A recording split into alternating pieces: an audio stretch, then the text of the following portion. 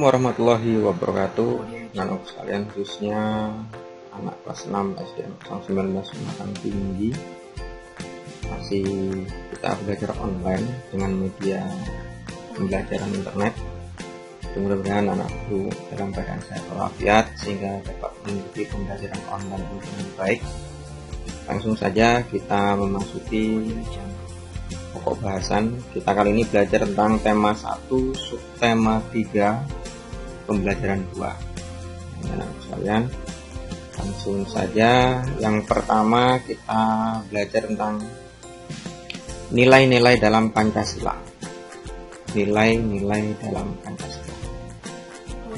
Nilai sila yang pertama mungkin sudah tahu bunyinya. Sila yang pertama yaitu ketuhanan yang Maha Esa. Apa saja nilai-nilai yang terkandung dalam sila pertama? Nilai yang terkandung dalam sila pertama adalah sila pertama Pancasila menunjukkan bahwa bangsa Indonesia percaya adanya Tuhan yang Maha Esa. Nilai-nilai dalam sila pertama menjunjung tinggi ketakwaan kepada Tuhan dan toleransi dalam beragama.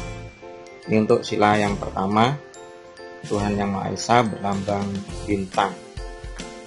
Untuk sila yang kedua berbunyi kemanusiaan yang adil dan beradab.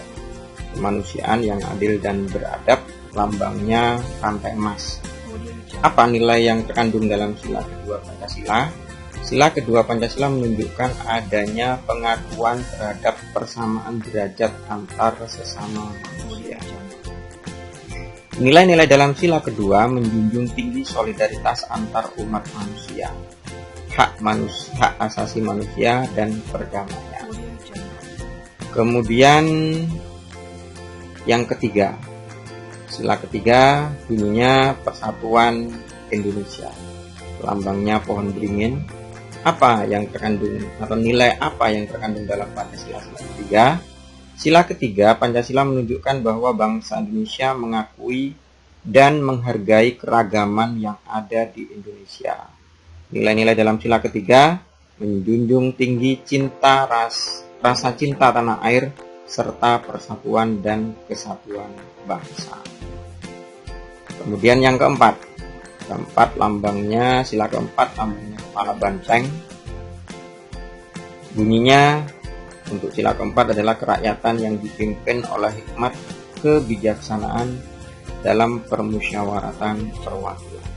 Nah, apa nilai yang terkandung dalam sila keempat Pancasila? Sila keempat Pancasila menunjukkan bahwa Indonesia merupakan negara demokrasi.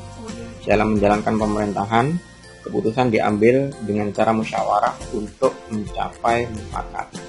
Nilai-nilai dalam sila keempat menjunjung tinggi musyawarah untuk mencapai mufakat.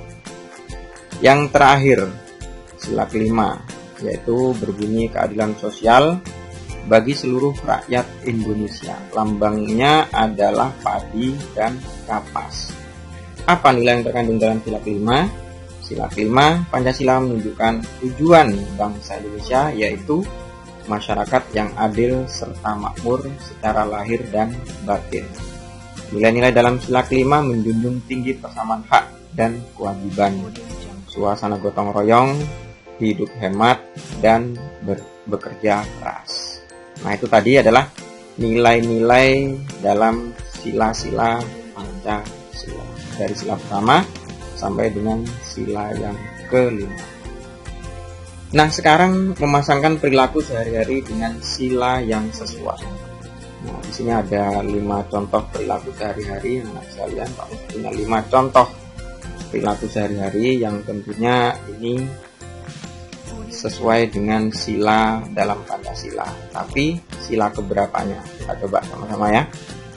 Nah, di sini ada Pancasila tapi ditunjukkan lambangnya saja, lambang bintang, yaitu sila pertama, lambang rantai sila kedua, lambang pohon beringin sila ketiga, lambang kepala banteng sila keempat, lambang padi dan kapas adalah sila yang kelima. Nah, sekarang contoh yang pertama. Perilaku yang pertama adalah membantu teman saat jatuh dari sepeda. Ini termasuk perilaku yang sesuai dengan sila keberapa? Coba, kira-kira sila keberapa membantu teman saat jatuh dari sepeda? Nah, ternyata sesuai dengan sila kedua Pancasila. Kemudian menghargai karya orang lain. Menghargai karya orang lain kira-kira sesuai dengan sila keberapa? Kita lihat sama-sama. Nah, ternyata sesuai dengan sila kelima. Ya. Tidak memaksakan kehendak saat berdiskusi. Nah, ini kira-kira sesuai dengan sila keberapa? Tidak memaksakan kehendak saat berdiskusi.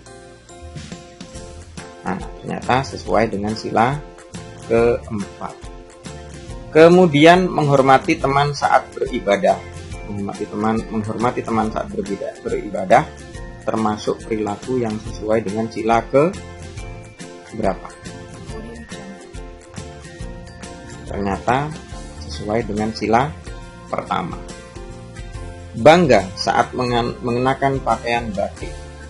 Bangga saat mengenakan pakaian batik termasuk perilaku yang sesuai dengan sila ke berapa? Nah, ini cuma satu ini, sila ketiga. Nah, ini anak sekalian, kita sudah bermain game, sudah memasangkan perilaku sehari-hari dengan sila yang sesuai.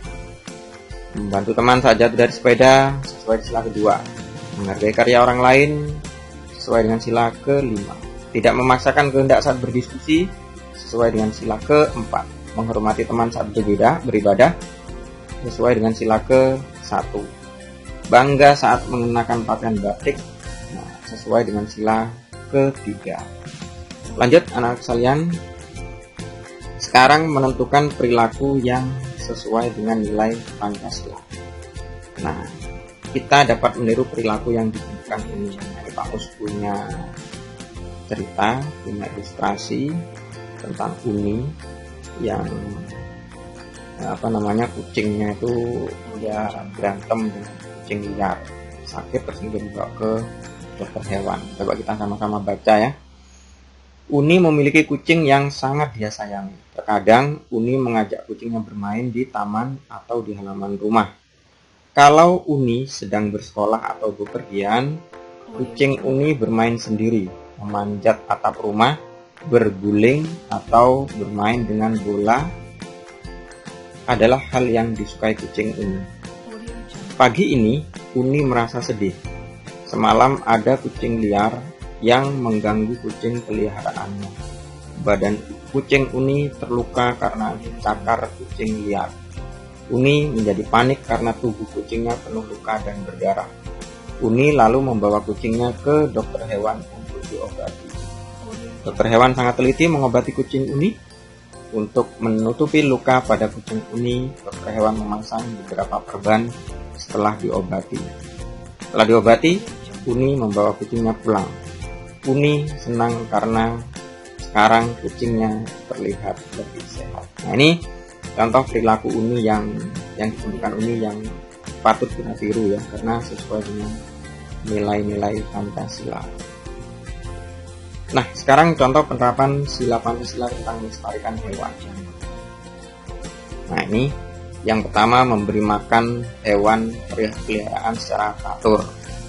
Nah, ini kalau tidak memberi makan secara teratur berarti sama dengan menyiksa hewan tersebut, tidak sesuai dengan penerapan sila Pancasila tentang melestarikan hewan. Yang kedua, memperlakukan hewan-hewan di sekitar dengan baik. Tentunya kita karena sama-sama makhluk hidup, maka kita harus memperlakukan hewan sekitar dengan baik. Kemudian menanam pohon agar menjadi tempat burung bersarang. Nah, biasanya pohon dijadikan burung itu sebagai tempat bersarang. Makanya kalau sekarang pohon mulai jarang, maka kasihan burung tidak bisa bersarang, membuat sarangnya. Kemudian memberi makanan hewan liar agar tidak mencuri makanan. Biasanya hewan itu mencuri makanan kita itu karena dia lapar, karena dia butuh makan. Jadi dengan sengaja si hewan liar tadi mencuri. Tapi kalau kita memberinya makan, maka hewan itu tidak akan mencuri makanan kita. Nah, selanjutnya contoh penerapan sila Pancasila tentang melestarikan hewan yaitu menjaga sungai tetap bersih agar ikan-ikan dapat hidup dengan baik. Nah, ini semua adalah contoh penerapan sila Pancasila tentang melestarikan hewan ya. Yang terakhir ini hewan ikan, yang ini hewan liar, ini burung, ini hewan-hewan sekitar, kemudian ini hewan peliharaan. Semua ini adalah contoh penerapan sila Pancasila tentang melestarikan hewan. Kita lanjutkan. Nah, sekarang kita masuk ke SBDP, yaitu bahan pewarna patung. Kemarin kita sudah membuat patung baik dengan bahan lunak maupun bahan keras ya, kita praktekkan. Mungkin sudah dipraktekkan sama anak-anak di rumah, dari membuat patung dari plastisin lempung terigu yang bahannya bisa kita buat sendiri. Nah, sekarang bagaimana cara mewarnai patung. Nah, ini cara mewarnai patung, bahan pewarna patung yang pertama yang bernama cat poster.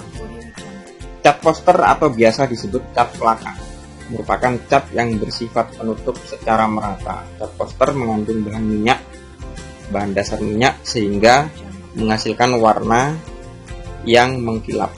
Biasanya cat poster memiliki warna dasar merah, biru, kuning, hitam, dan putih. Nah, biasanya cat poster ini bisa kalian dapatkan di toko-toko buku ya, nak ya. Toko-toko buku yang kalau toko-toko buku di sini mungkin ya bisa jadi bisa ada bisa enggak ya. Tapi kalau di kalian jalan-jalan ke Pangkalan Kerinci atau Pekanbaru, main ke toko-toko buku yang besar, sana cari cat poster itu ada. Nah, coba kalian cari yang toko buku di sini mana tahu ada kan, kita bisa praktekkan. Kemudian bahan pewarna yang kedua yaitu cat akrilik. Apa itu cat akrilik? Cat akrilik merupakan cat yang bersifat cepat mengeras saat kering. Cat akrilik mengandung bahan dasar plastik sehingga dapat kering dengan cepat. Cat akrilik harus digunakan dengan cepat sebelum mengering. Setelah cat kering, warna yang dihasilkan cat akrilik sulit untuk dihapus. Nah, cat akrilik ini adalah dia punya daya lekat yang sangat tinggi dan dia cepat kering, makanya kita harus cepat-cepat dalam menggunakannya. Jadi ada dua nih ya untuk bahan pewarna patung, cat poster dan cat akrilik. Selanjutnya kita belajar tentang teknik mewarnai patung. Nah, yang pertama tekniknya yaitu dengan cara teknik pewarnaan akuarel. Teknik pewarnaan akuarel adalah teknik mewarnai patung dengan sapuan warna yang tipis. Bahan pengencer seperti minyak atau air ditambahkan dalam jumlah yang banyak di dalam cat. Dengan demikian, warna yang dihasilkan akan cenderung tipis dan transparan. Nah, ini ada sebuah contoh patung mobil ya. Patung mobil terbuat dari sabun batang, terus kemudian diwarnai dengan pewarnaan teknik akuarel ya. Teknik akuarelnya agak encer, jadi tipis-tipis dia. Terus kemudian dia warnanya tidak begitu pekat sehingga masih tampak masih tipis-tipis lah pokoknya. Itu teknik yang pertama. Kemudian teknik yang kedua yaitu teknik pewarnaan plakat. Teknik pewarnaan plakat adalah teknik mewarnai patung dengan sapuan warna yang tebal. Berbeda dengan akuarel tadi. Kalau akuarel tadi mengecatnya dengan tipis, tapi kalau cat plakat dia dengan bahan warna yang tebal, di sapuan tebal. Bahan pengencer ditambahkan dalam jumlah yang sedikit. Kalau tadi bahan pengencernya banyak, kalau ini sedikit, sehingga cat masih kental. Dengan demikian warna yang dihasilkan cenderung pekat. Nah, kalau kita bandingkan cat yang akuarel dan plakat ini tentu lebih pekat ini warnanya. Jadi warna merahnya nampak tajam, kalau ini kan agak transparan. Warna kuningnya pun juga tajam, kalau di sini juga agak transparan. Selanjutnya, mewarnai patung dari plastisin lempung terigu. Bagaimana caranya? Oh, ini ada alat dan bahannya dulu ya. Ini alatnya kuas, terus kemudian bahannya ada air, ada cat poster, ada palet atau wadah cat, kemudian koran bekas, patung dari plastisin yang sudah kering ya. Ada kuas, air, cat poster, palet. Tahu palet itu adalah alat untuk mencampurkan pewarna dengan air ya. Ini palet namanya. Jadi untuk tempat catnya itu wadah cat kalau ini. Koran bekas nanti untuk mengalasi meja ya. Kemudian patung plastisin yang sudah sediakan, yang sudah kalian buat, yang sudah kering. Mengapa kering? Karena kalau belum kering nanti catnya itu tidak bisa nempel, maka tidak akan melekat sehingga pewarnaannya kurang bagus. Nah, langkah-langkah membuatnya bagaimana? Yang pertama, kita siapkan patung dan pastikan patung itu benar-benar kering. Benar-benar kering, kenapa tadi saya sampaikan? Kalau patung itu kurang kering atau tidak kering, masih basah, maka cat itu tidak akan menempel sehingga warnanya tidak bagus ya, akan berbercak-bercak, itu tidak rata. Karena tapi kalau kering dia akan menyerap cat dengan baik sehingga warnanya menjadi lebih pekat. Berikutnya kita lapisi tempat mewarnai dengan koran bekas agar tidak kotor dan mudah dibersihkan. Di meja kita itu kita beri koran bekas, terus kemudian agar supaya ketika nanti ada tetesan cat itu tidak langsung netes ke meja sehingga sulit dibersihkan. Tapi kalau netes di koran kan koran bisa kita buang ya. Selanjutnya kita tuangkan cat poster pada wadah atau palet. Jadi palet yang tempat cat tadi kita beri pewarna, kita tuangkan di situ secukupnya tentunya ya, sesuai dengan kebutuhan warna apa yang kita butuhkan.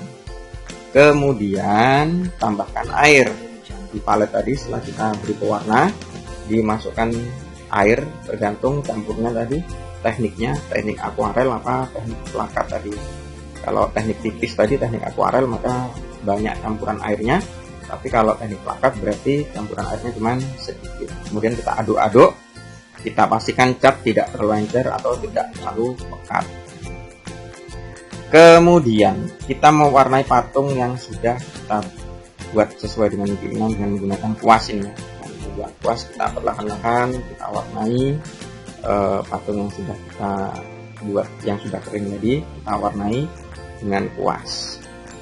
Nah, ini adalah patung yang sudah selesai diwarnai ya.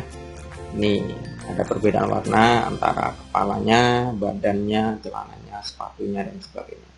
Nah, tentunya kalau patung itu diwarnai tentu lebih menarik dan lebih indah. Alhamdulillah anak-anak sekalian, untuk pembelajaran 3 kali ini sudah selesai. Oh maaf, pembelajaran 2 ya. Pembelajaran 2 sudah selesai.